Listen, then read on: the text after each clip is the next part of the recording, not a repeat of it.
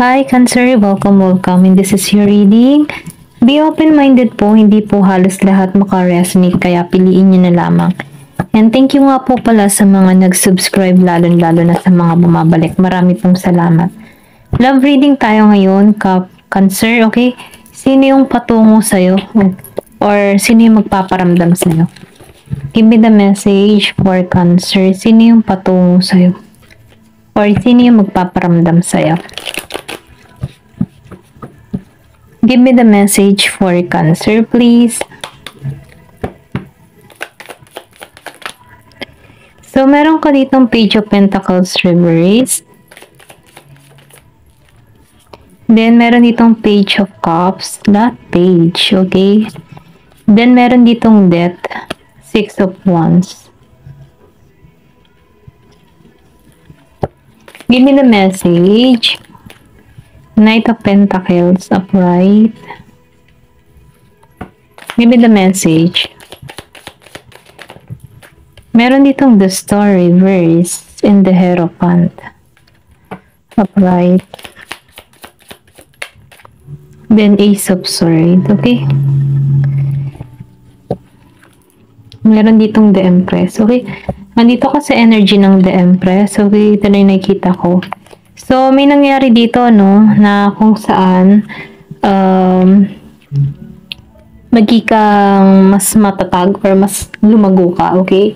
Kumbaga, no, yung iba sa inyo na nananagana. Ito lang yung nakikita ko. Kung ikaw man ay hiwalay sa asawa or meron ka ditong kalib-in partner na nagkalayo kayo, no? Nakikita ko dito na meron ditong tutungo sa'yo, wala siyang trabaho ngayon, okay? Ito lang yung nakikita ko. Pero ganun pa man, ano, nakikita ko yung kasaganahan sa'yo kasi may paglagong nangyayari sa'yo, okay? Kumbaga, ikaw yung tipo ng tao na mabuting magulang. Kung meron ka mang anak, ano, nagiging kang mabuting magulang para sa anak mo, okay? Then, ganun pa man, ano, nakikita ko dito sa King of Cups, meron ka ditong kadiling na hindi siya caring, kumbaga, I think nagkaroon ka dito ng sobrang stress or nagkaroon ka dito ng pagkabalisa dito sa tao na ito. Kasi, or pwede rin sabihin nabalisa ka dito kasi nararamdaman mo yung pagbabago ng kanyang mood or pagbabago ng kanyang ginagawa sa'yo, okay? Kasi hindi siya yung tipo ng tao na nagpapahayag ng kanyang nararamdaman. So, ikaw, nakikitaan ko dito na meron ditong nag-iisip about sa partner nila, okay? Hindi halos lahat, ha? Pero ganun pa man, no? Dito sa Page of Pentacles, na-feel ko dito na meron ka ditong tao na patungo sa na Virgo, Capricorn, and Taurus. Meron din ditong Scorpio, Cancer, and Pisces, Aries, Leo, Sagittarius, and Gemini, Aquarius, and Libra. Kung meron ka mang ganung person, ito yung nakikita ko, no, yung iba sa inyo, ay patungo sa'yo, okay? Patungo sa'yo yung person mong ito, na kung sana, no, siya yung tipo ng tao na short siya sa budget, okay? Pwede rin sabihin na nakakaangat ka dito, kaya, I think, gusto ka nitong utangan or pwede rin sabihin na gusto ka niyang lapitan, ano, lalo na sa larangan ng pera. Ito lang yung nakikita ko kasi sa panahon ngayon, itong tao mo ay financial loss or pwede rin sabihin na meron kang kadil na tamad, okay? Ito lang yung nakikita ko. Then dito, no, yung iba naman sa inyo, dito sa Page of Cups, nakikitaan ko dito yung obsessed pa rin yung tao sa'yo. Kumbaga, hindi siya matured mag-isip. Katulad mo kasi dito sa The Empress, matured ka, alam mo yung gusto mo mangyari, kumbaga grounded ka, alam mo yung may vision ka para sa sarili mo kung bakit ka sa The Empress, ano, nagiging kang mabuti, alam mo yung gusto mo mangyari sa buhay mo. Pero meron ka dito ang kadiling na tao na immature, kaibahan sa pag-uugali mo, kung bakit ba, na-feel ko dito na dito sa Page of Cups, kaibahan siya sa ugali mo. I think past person mo to, no? Kung meron kang past person, obsessed pa rin tong tao nito. Kumbaga, kapag naririnig mo ang pangalan ng tao nito, feeling mo dito, bad news lang ang dala nito. Okay? Kumbaga, no, takot ka para rito. Then dito sa death, ayaw mo magsimula para rito sa tao nito. Ito lang nakikita ko. Kumbaga, pinipigilan mo yung sarili mo hanggat maaari or pwede rin sabihin, natatakot ka na lumapit mo dito sa'yo kasi alam mo yung hatid nito ay hindi maganda, okay? Hindi maganda yung aura or hindi positibo, no? Kasi nafe-feel ko dito yung responsibilidad para rito sa tao na ito kasi may pagka-immature niya eh. Kumbaga may pagka-makasarili or pwede rin sabihin happy-go-lucky siya, no? Sarili niya lang yung iniisip niya. Then dito sa Six of Wands, yung iba sa inyo, nakikita ko dito may new person or pwede rin sabihin merong humahanga sa iyo. Okay, yung iba sa inyo, no? Kung ikaw man ay isang social, yung meron ka mga pinopost in social media, no? Nafe-feel ko dito yung pagkilala or pwede rin sabihin marami kang followers, okay? Marami kang followers na kung saan kilala ka at marami yung humahanga sa'yo dito sa Six of Wands. Marami nagkaka-crush sa'yo. Kumbaga, dito sa nangyayari dito, yung iba sa inyo, nagiging matagumpay, okay? Kung meron ka mga work in online, or pwede rin sabihin kung meron ka mga pinopost sa social media, okay? Nakikitaan ko dito yung tagumpay mo, or kung may bala ka man na mag-post in social media or mag-upload ng mga video mo, okay? Nakikita ko dito yung tagumpay, okay? Meron dito ang celebrity or parang, or pwede rin sabihin na vlogger ka, celebrity, mga ganun ba? Na kung saan maraming humahanga sa iyong angking ganda, sa iyong angking karikitan, okay? Kumbaga, sexy ka, maganda ka, at maraming humahanga sa iyo. Kumbaga, gusto nila na makabilang sa'yo, okay? Or pwede rin sabihin na hangad niya yung tagumpay para sa'yo, okay? Kasi nakikita ko dito na marami kang tagahanga, ayan, sa Six of Wands. Then dito, yung iba naman sa inyo sa Knight of Pentacles, nafe-feel ko dito, protektado ka. Yung iba sa inyo may pagka-conservative or pwede rin sabihin, iniingatan mo yung sarili mo, okay? Hindi ka basta-basta nagtitiwala. Pero ganun pa man, nakikitaan ko dito na meron ditong tao na patungo sa'yo na patient siya, okay?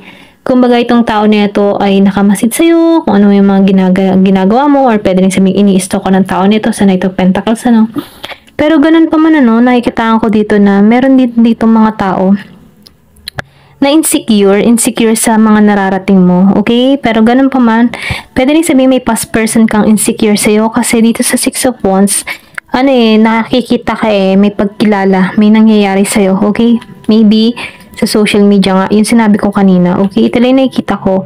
Dahil dito, itong tao na ito ay nawawalan ng lakas or nawawalan siya ng tapang na humarap sa'yo, okay? Pero gusto nitong tumungo sa'yo. Ito lang nakikita ko sa The Star. Nafe-feel ko din dito, meron ka ditong tao na merong nagkaroon kayo ng kabiguan sa love life. Kumbaga sa pag-ibig nagkaroon kayo ng hindi kayo nagkaunawaan, yung misunderstanding, ito na nakikita ko. And then yung iba naman, nakikita ko dito, meron ka ditong tutungo na hindi naging tapat sa'yo, okay? Pero ganun pa man, narito ka sa The Hierophant energy na kung saan nagiging kang analytical or ina-analyze mo, ginagamit mo yung isip mo, okay? So then, yun nakikita ko dito yung pagiging mong madasalin or pwede rin sabihin na may malakas yung intuition mo, Ito na yung nakikita ko. Then, yung iba naman sa inyo, nakikita ko dito na madali kang pakisamahan, okay? Kumbaga, madali kang makakuha ng mga bagong kaibigan. Dahil doon, marami nagkaka-interest sa'yo dahil magaling kang makisama, okay? Kumbaga, nakakaramdam sila ng komportable para sa'yo. Ito lang yung nakikita ko. Then, dito, sa Ace of Swords, yung iba sa inyo magtatagumpay, okay? May tagumpay na naghihintay. Ito lang yung nakikita ko. Kumbaga, meron ka ditong mga bagong idea na may apply mo para sa sarili mo, kung paano ka lalago. Kasi nakikita ko dito yung pagkilala may tagumpay na naghihintay sa'yo. Then nakikita ko rin dito na malalampasan mo kung ikaw man ay may kinakaharap na pagsubok sa panahon ngayon, or kung ikaw man ay nabibigo sa panahon ngayon, kung broken hearted ka man ngayon, nakikita ko dito yung malalampasan mo to. Kasi meron ka ditong talino, okay? Then, nakikita ko rin dito na may papakita sa'yo yung katotohanan or pwede rin sabihin magkakaroon ka dito ng kaliwanagan sa sitwasyon na meron ka. Kasi nakikita ko dito yung maalisan mo to dito sa Ace of Swords. Kung ikaw man ay nasasaktan sa panahon ngayon, kung medyo bigo-bigo ka pa sa iyong pag-ibig, nakikita ko dito na mapagtatagumpayan mo to, makaka-moving on ka dito. Then, nakikita ko dito meron din patungo sa'yo na protektado. Okay? Conservative tong tao na ito. Ayan, kumbaga hindi ka nito susukuan. Ito lang yung nakikita ko. Ayan. Tingnan pa natin kung sino pa yung parating sa'yo. Give me the message. Sino yung parating sa'yo? Ayan, meron itong Year of the Snake, okay? Kung ikaw man ay Year of the Snake, ikaw yung tinutumbo ko dito, no? Kasi, or pwede rin sabihin you're of this snake yung patungo sa'yo. O, pwede rin sabihin na may tukso, okay? Iwas ka na rin sa tukso, ayan. Meron ditong house, so meron ditong patungo sa bahay mo. Meron pinanganak ng 7 and 4. Give me more information, ano pa yung mensahe sa'yo? Then, the moon. So, nakikita ko dito yung pagka-feminine energy or sabihin natin may pagka-sensitibo. Kung meron ka man ditong person na may pagka-sensitibo, ito yung tinutukoy ko. Mahal ka pa rin ito. Ikaw, sa'yo pa rin ito nakafocus. Kumbaga, malalim pa rin yung nararamdaman niya para sa'yo. Okay? Meron ditong 32 years old.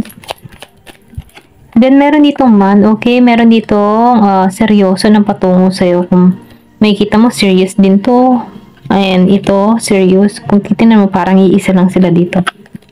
Ikaw kasi yung star dito, or pwede rin sabihin, meron ka ditong tagahanga na seryoso, okay? Pwede rin sabihin, ano, may pagka-boss type to, or pwede rin sabihin, meron na sa buhay. Kasi, kung titignan mo, parang family-oriented, no? Family-oriented. Naipipil ko din dito, no, na itong tao na ito, merong offer. New offer, pwede rin sabihin, opportunity, love, ganyan, career. Meron ditong 28 years old. So, lumabas to, no, Lily. So, nakikitaan ko dito yung purity, or pwede rin sabihin, nakikitaan ka nito ng success, okay? Meron ditong 30. Then, meron ditong 5-3. Then, yung iba sa inyo, napifeel ko dito kung ikaw man ay naghiwalay. Kasi meron ditong 3, meron ditong naghiwalay, or pwede rin sabihin, gusto nitong buuin muli yung connection. Okay? Ito lang yung nakikita ko. Meron ditong 5. Yan. Last na to. So, lady, man and lady. So, ito to, no? Ay, sorry. Man and lady. So, nakikita ko dito yung partner. Pwede rin sabihin, kilala mo na to. Or pwede rin sabihin na ito yung nagkaka-interest sa'yo. Man and lady. Kung ikaw man isang lalaki, ito yung magkaka-interest sa'yo. May pagka-konserbatibo. Ayan, masyado siyang protektado or sabihin natin grounded siya. Okay, mahirapan ka makapasok sa tao na ito. Kumbaga, siya yung tipong tao na maingat sa kanyang sarili. Okay, ito lang yung nakikita ko kung meron kang kilalang ganon.